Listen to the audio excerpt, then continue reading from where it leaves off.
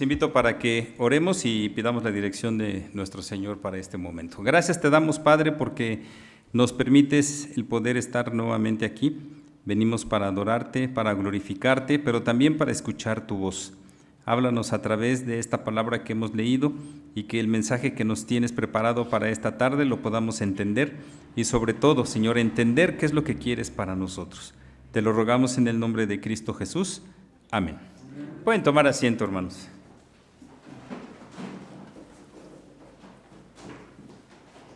En el desarrollo del ministerio de Jesús, Él va a establecer una metodología de trabajo que es importante en el desarrollo de lo que iba a ser su ministerio.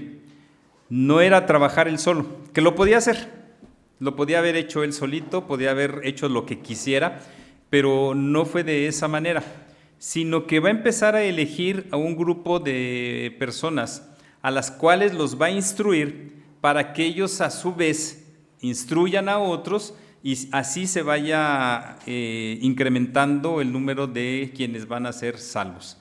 Sí, es cierto, sabemos, hermanos, y es parte de lo que nosotros creemos, que Dios ya tiene determinado el número de los que han de ser salvos. Inclusive, el Apocalipsis nos habla del libro de la vida. ¿Se acuerdan qué contiene el libro de la vida? Los nombres de cuáles, de quiénes. Nuestros nombres. Sí, nuestros nombres y los nombres de todos los que han de ser salvos en toda la historia de la humanidad. ¿Se puede agregar o quitar algún nombre de ahí? No, porque dice el mismo Apocalipsis, el relato, que el libro está sellado y ese sello nadie lo puede quitar sino solamente el Cordero de Dios. Y eso va a suceder cuando nosotros estemos frente a su presencia y que ya el Señor determine el final de esta vida y nos lleve a donde Él ha determinado también. Y ahí solamente lo único que va a hacer, hermanos, es pasar lista, como dice nuestro himno. Cuando allá se pase lista, ¿será que a nuestro nombre feliz responderemos? ¿O será que todos tristes responderemos? Porque sabemos que le hemos fallado al Señor. Ojalá que le contestemos, Señor, aquí estoy. Sí, como aquella expresión Maranata. ¿Se acuerdan qué significa Maranata? El Señor viene o Jesús viene, ¿sí? Pero en el sentido de las bodas del Cordero.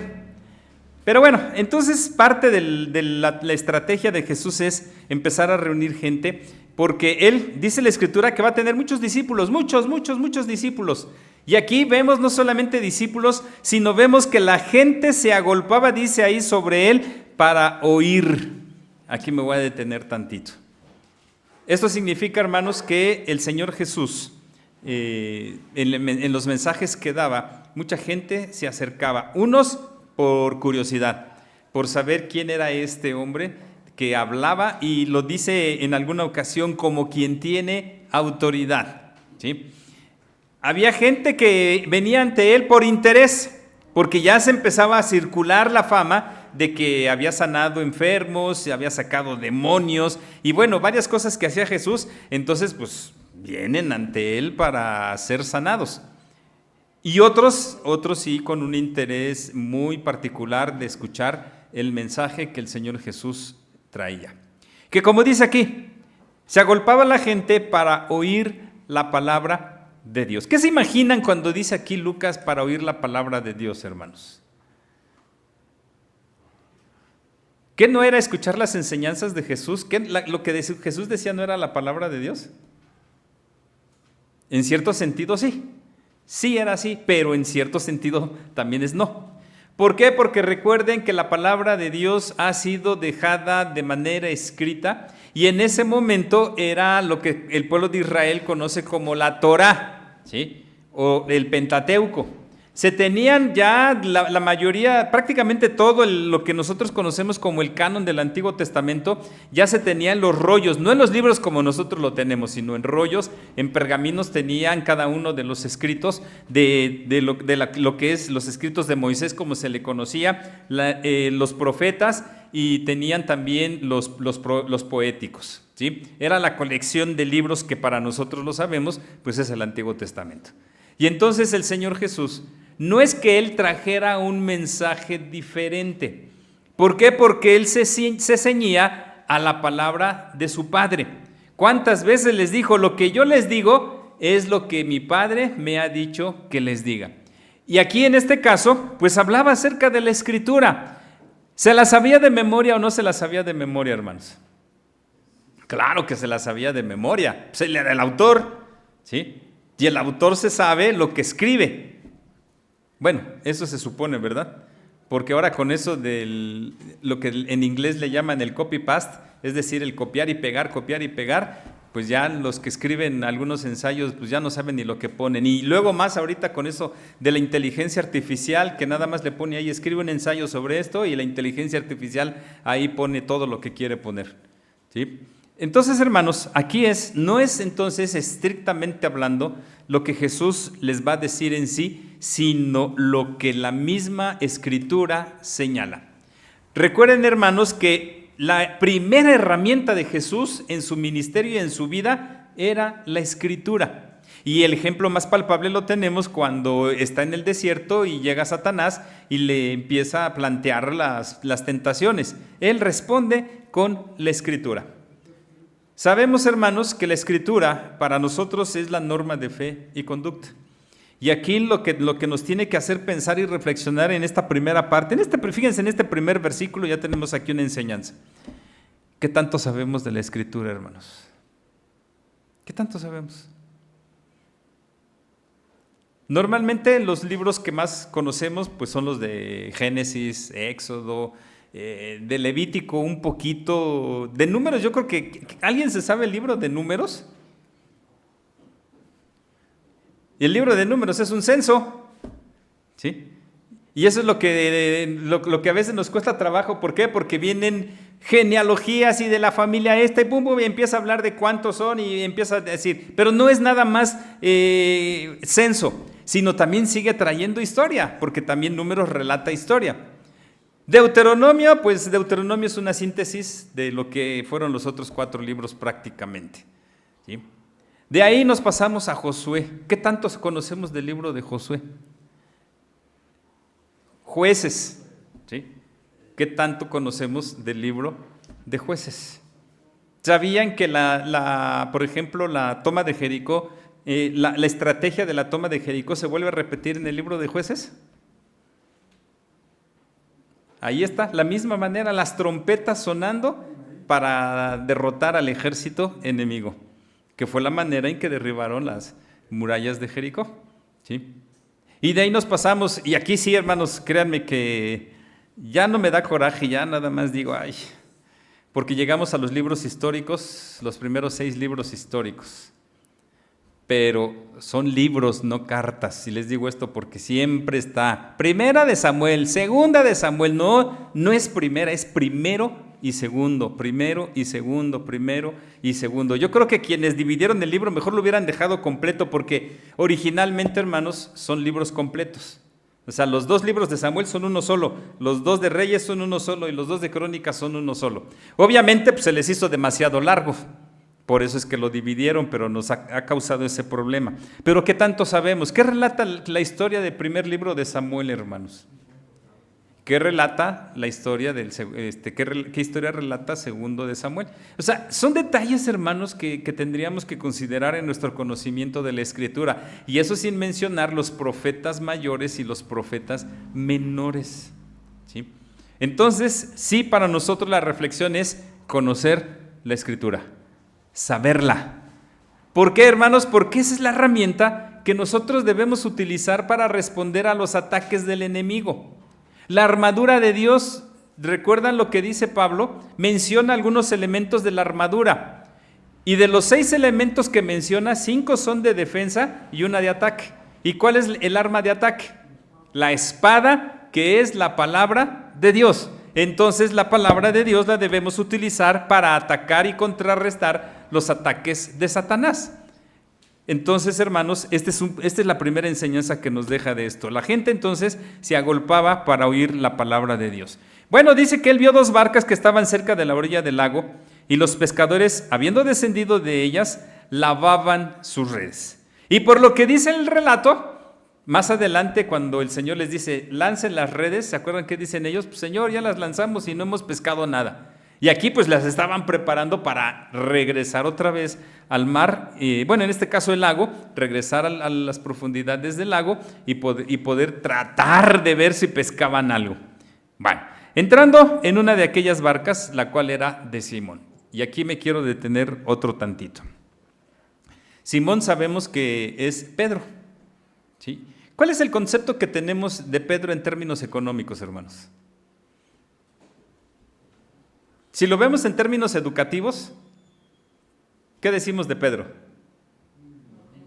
No tenía educación, educación académica, educación intelectual, ¿sí? ¿A qué nivel socioeconómico creen que pertenecía? Pobre, decimos pobre. ¿Por qué? Porque lo vemos ahí. Pero hermanos, déjenme decirle que Pedro no era pobre, porque era dueño de una barca, ¿sí? O sea, no trabajaba para alguien más, la barca era de él.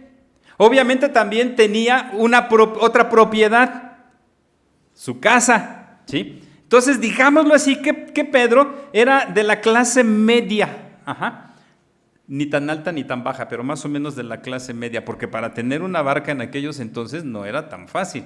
Es como si hoy en día, ¿qué les gustaría? Hablar de un coche último modelo. No cualquiera lo puede tener. Y no solamente por el coche último modelo, sino la marca del coche, ¿sí? Me llama la atención que ahorita algunas camionetas, sobre todo, ya están llegándole al $1,000,000 y algunas sobrepasan el $1,000,000, ¿sí? ¿Quién tiene esa cantidad para poder comprar, sobre todo en efectivo, una camioneta? Nadie, ¿sí? Pero bueno, ahí está entonces. Quitémonos la impresión de que Pedro era pobre. No, Pedro no era pobre. Pedro pertenecía a la clase media. Bueno, dice entonces que el Señor Jesús le rogó que la apartase de tierra un poco y sentándose enseñaba desde la barca a la multitud. Este sentándose, hermanos, es el reflejo de lo que hacían todos los maestros en la antigüedad. El maestro se sentaba y tenía a sus alumnos alrededor y les daba la enseñanza, salvo algunas contadas excepciones. Porque, por ejemplo, Sócrates, ¿cómo enseñaba? ¿Recuerdan? A ver, los que llevaron filosofía en la prepa. Caminando, exactamente. Él va caminando con sus discípulos y utiliza la mayéutica como método pedagógico. ¿Qué es la mayéutica? Hacer preguntas para de ahí sacar la enseñanza. Por ejemplo, el cielo, ¿ya se fijaron en el cielo? ¿Por qué creen que el cielo es azul? Y entonces esperaba que los alumnos respondieran. Y él, después de las respuestas que dieran, iba corrigiendo, ¿sí? Esa era la manera de Sócrates. Aristóteles, Platón siguen también esas mismas técnicas, ¿sí? Ya después viene otras maneras de enseñar, pero la mayoría de los maestros en aquellos entonces se sentaban, tenían a su grupito, lo llevaban a un lado, se sentaban y ahí venía la enseñanza. Ya con el paso de los años, ya en términos más actuales, viene lo que es la cátedra. ¿Qué es la cátedra? A ver, maestros.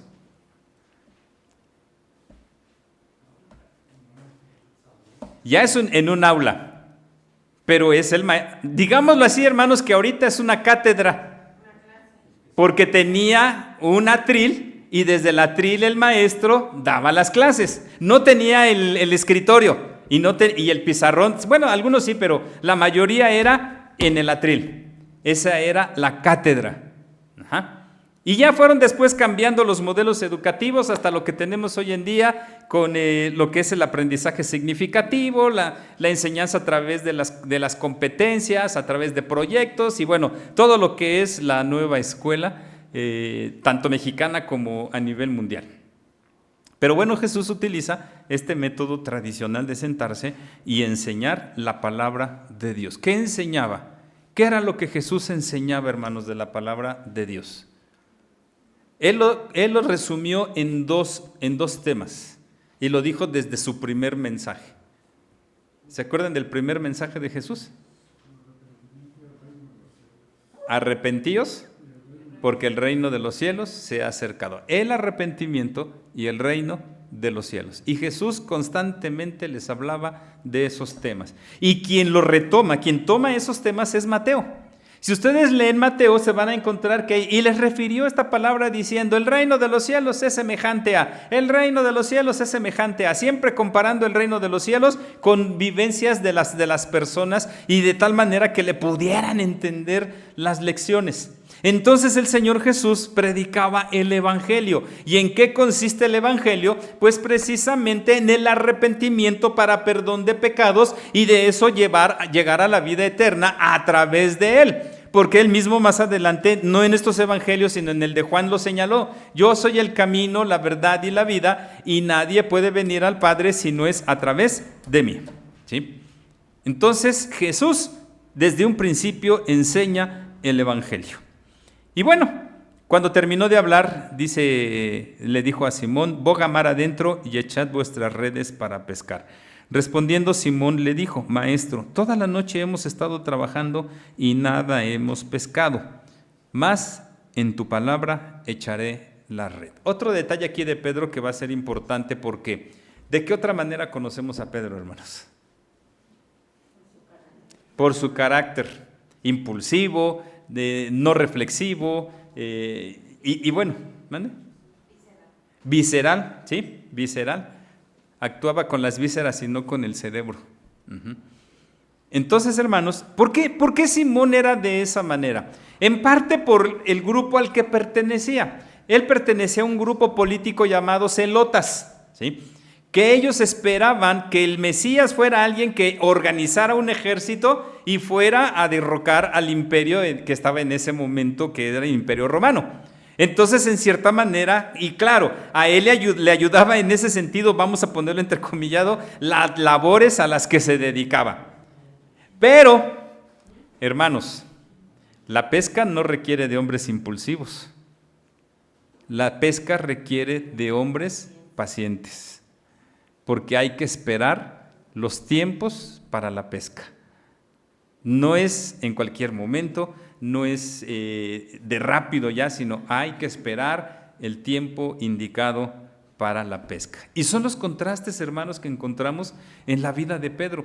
Muchas veces lo catalogamos solamente por ese lado temperamental, porque más de carácter era temperamental, ¿sí? De lo negativo de él. Pero no, hay cosas positivas en Pedro también, hermanos. Y una de las cosas positivas es lo primero que dice aquí, mas en tu palabra echaré la red.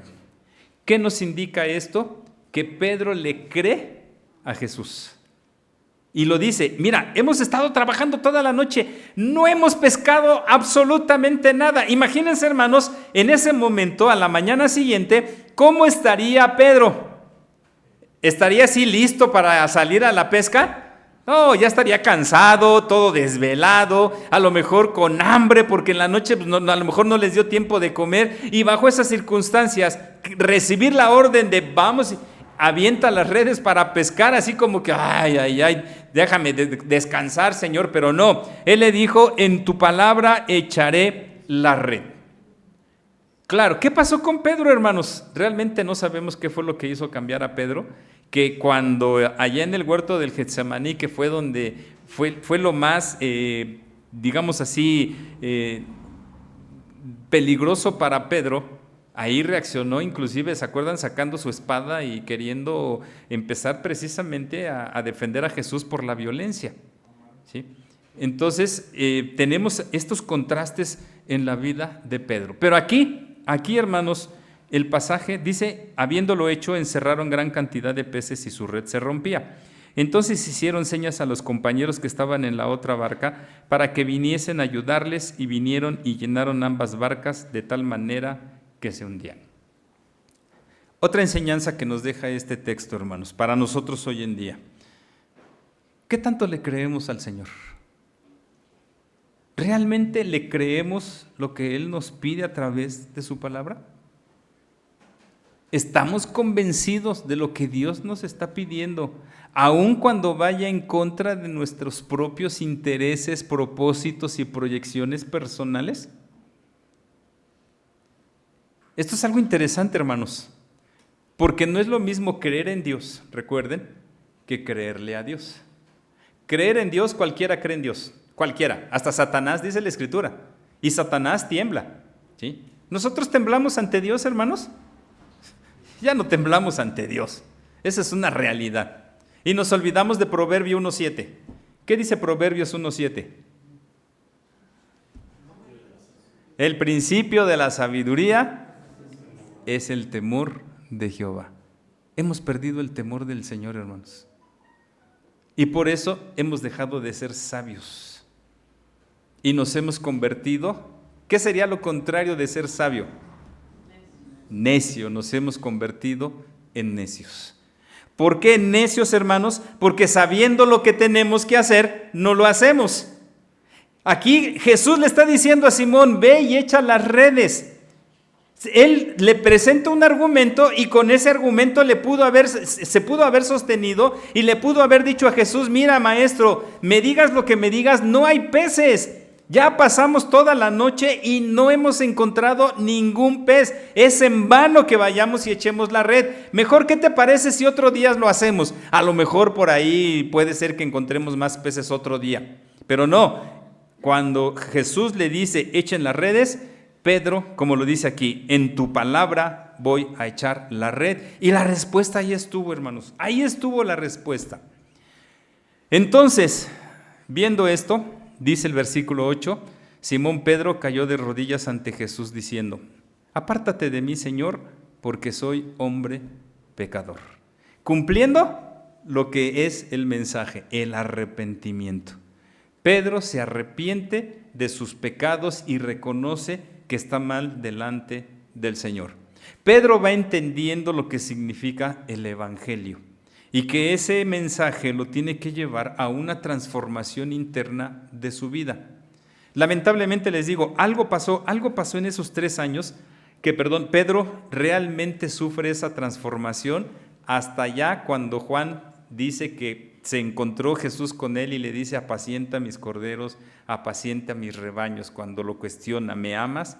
¿Me amas? ¿Me amas? Hasta ese momento Pedro sufre esa transformación del Evangelio. Pero hermanos, tratar de descubrir qué pasó nunca lo vamos a entender. Pero lo que sí, hermanos, es lo relevante de esta pesca. Ya en el diálogo, ¿sí?, dice, porque por la pesca que habían hecho, el temor se había apoderado de él y de todos los que estaban con él, y asimismo de Jacobo y Juan, hijos de Zebedeo, que eran compañeros de Simón.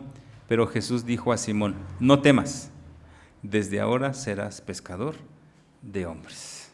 Fíjense, bajo la perspectiva de Lucas, solamente a Pedro le dice, de aquí en adelante serás pescador de hombres. Vas a cambiar tu pesca. Ya no va a ser pesca de animales, sino ahora pesca de hombres. ¿Y se lo cumplió Jesús, hermanos? Claro que sí. Ahí está Hechos 2, primera predicación de Pedro. ¿Cuántos se convierten? Dice que 3,000 varones. ¿Y en la segunda predicación? 5,000. O sea, estamos hablando de cantidades grandes, hermanos. ¿Sí? Díganme, ¿qué evangelista ha tenido ese éxito después de Pedro, hermanos? ¿Qué evangelista lo tuvo? Ni Billy Graham en sus mejores épocas. ¿Sí? Hermanos, el Señor Jesús le iba a cambiar la vida y le iba a dar otro ministerio más importante, más fructífero. Pero aquí entra lo siguiente, hermanos. Dios llama a Simón Pedro cuando él está haciendo sus tareas cotidianas. No lo llama cuando Pedro está a lo mejor en la sinagoga, allá en comunión, alabando, leyendo la Escritura, cantando. No, lo llama después de haber venido de pescar y lo saca de ahí y lo lleva a otra dimensión de su vida, que es la predicación del Evangelio. Y hermanos, la siguiente enseñanza que sacamos de este relato es que el Señor Jesús nos va a llamar a cada uno en lo que estamos haciendo. No va a ser un momento así muy especial, muy místico, donde en la santidad casi me elevo y ahí Dios me va a llamar. No. Él constantemente, cuando va a querer y requerir algo de nosotros, nos va a estar llamando y nos va a estar diciendo, quiero que hagas esto para mí, quiero que hagas esto para mí. De diferentes formas, pero ahí va a estar. Cuando Dios ya puso su vista en nosotros, va a estar llamándonos, llamándonos y llamándonos. Hermanos, ¿seremos capaces de dejar de hacer lo que estamos haciendo por seguir el llamado de Dios? Es una pregunta también interesante que nos tenemos que hacer. Y no hablo, hermanos, precisamente como en el caso de Abraham, que le dijo, toma todo lo que tienes y vete a una tierra que yo te voy a mostrar. No. ¿Seremos capaces de dejar nuestros egoísmos? ¿Seremos capaces de dejar nuestro sentido de querer tener el reconocimiento y la fama de los demás? ¿Seremos capaces de dejar nuestra ira, nuestro resentimiento? ¿Seremos capaces de dejar nuestro pecado por vivir de acuerdo a la voluntad de Dios? Eso es algo que nos tiene que hacer reflexionar en este sentido el pasaje, hermanos. Porque Dios llama a una vida nueva. Dios no quiere que nosotros estemos haciendo lo que hacíamos antes, que era pecar. Nos está llamando a una vida de santidad. Y santidad en todos los detalles, tanto visibles como ocultos, de nuestra existencia. Recuerden que yo he comentado, los pecados visibles a lo mejor sí los confesamos y decimos, mira Señor, y ante la iglesia, es que yo mentía y hasta podemos dar el testimonio, yo mentía mucho y ahora ya no miento, yo robaba y ahora ya no robo, yo cometí adulterio pero ahora yo no cometo adulterio. Lo podemos hacer en esos pecados visibles, pero ¿y qué hay de nuestros pecados ocultos, hermanos? ¿Qué hay de esos pecados ocultos? ¿Seremos capaces de dejar esos pecados ocultos reconociendo que estamos, así como Pedro lo hizo, Señor, mira, aléjate de mí porque soy un pecador y no merezco que estés aquí conmigo? ¿O vamos a vivir en la hipocresía delante del Señor, dándonos golpes de pecho, pero por otro lado, engañando al Señor, o tratando de engañar, porque al Señor Jesús no lo podemos engañar? Nos engañamos a nosotros mismos creyendo que hacemos las cosas correctas y no es así. Pedro, pensó que estaba haciendo lo correcto pescando peces, valga la redundancia.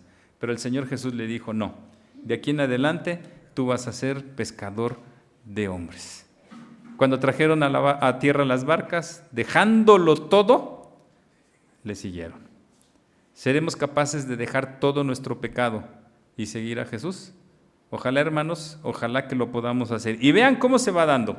Escuchar primero la palabra de Dios. Creer en esta palabra que Dios nos ha traído y después responder a esta palabra que hemos escuchado. Un proceso que es contrario al pecado. ¿Cómo cometemos pecado, hermanos? El ejemplo lo tenemos en Adán. Más que en Adán, en Eva. Cuando le presentaron el fruto, dice que lo vio. Vio que era agradable a la vista. Era bueno, ¿sí? Y era codiciable para comer. Fíjense, 3 partes para caer en pecado. Y aquí son 3 partes para vivir como Dios quiere que lo hagamos. La elección es nuestra. ¿Por dónde nos vamos a ir? Ojalá que nos vayamos por esta opción que nos está planteando aquí el relato, porque Dios nos llama a una vida de santidad. Que el Señor nos bendiga.